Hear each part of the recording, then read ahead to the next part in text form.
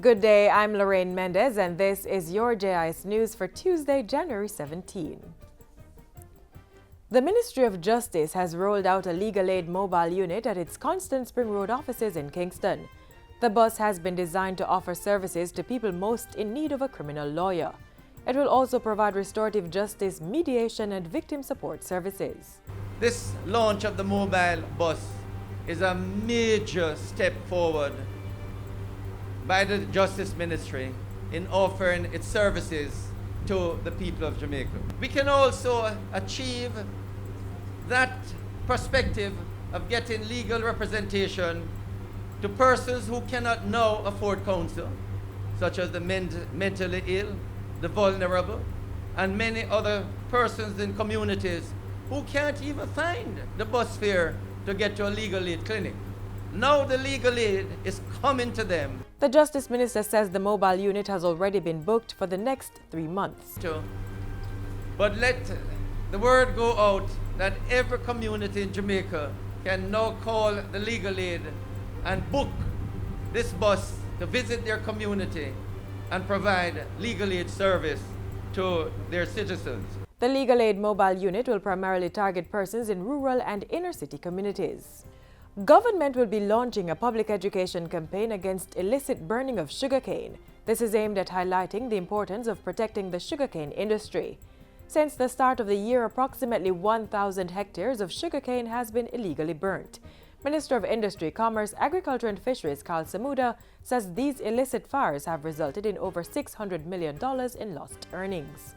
He toured the Froome Sugar Company in Westmoreland this past week and urged the farmers and representatives of Pan-Caribbean Sugar Company to be vigilant and safeguard their own interests. I'm appealing to those who are minded to continue with this illicit act to cease, because you're not hurting the factories as much as you're hurting the livelihood of humble people, many of whom depend on being able to reap their crop, collect their money, pay their debts, and provide for their families. The Jamaica Manufacturers Association, JMA, is reporting that the sector contributed $55.9 billion in taxes to the government coffers in the 2015-16 fiscal year. The JMA says this accounts for 20% of total taxes paid. President of the JMA, Metri Siaga, says manufacturing continues to be one of the key pillars of economic growth and offers some of the best opportunities for Jamaica to reach its target of $2.5 billion in exports by 2020. The JMA supports a trade environment that allows us to expand. Jamaica is highly interconnected with the rest of the world, and we need to continue building and creating new relationships, whether for export, investment, joint ventures, or imports of critical inputs for all of our industries. He was speaking at the press launch of the inaugural Jamaica International Exhibition in St. James recently.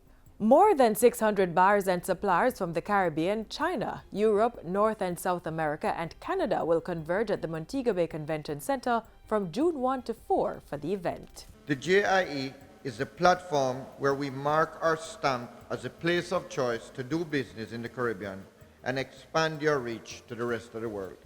The Child Development Agency CDA has been receiving an outpouring of assistance, both internationally and locally, for the wards displaced by this weekend's fire at the Clifton Boys' Home. CEO of the agency, Rosalie Gage Gray, says persons have been dropping off clothing, food, and monetary donations.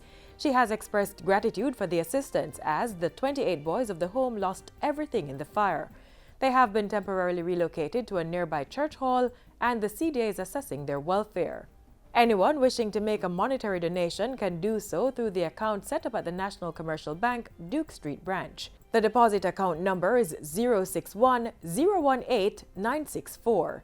Donation of clothes, food, and back-to-school items can also be made at any CDA office island-wide or by contacting the agency at 948-284122 or 967-1614 or email info@cda.gov.jm. And finally, Tourism Minister Edmund Bartlett has signed an agreement for Jamaica to host a major tourism global conference. The conference is to commemorate the 2017 United Nations World Tourism Organization UNWTO's International Year of Sustainable Tourism for Development. It will be staged from November 27 to 29 at the Montego Bay Convention Center in St. James. This signals the first time that the UNWTO will stage a world conference on tourism in the Caribbean or the Americas. Minister Bartlett says it's a great opportunity for Jamaica to showcase its tourism offerings. The UNWTO Secretary General says the conference will kickstart discussions to create on-the-ground activities to develop tourism across the globe. And that's it for JIS News Today. I'm Lorraine Mendez. Thanks for watching.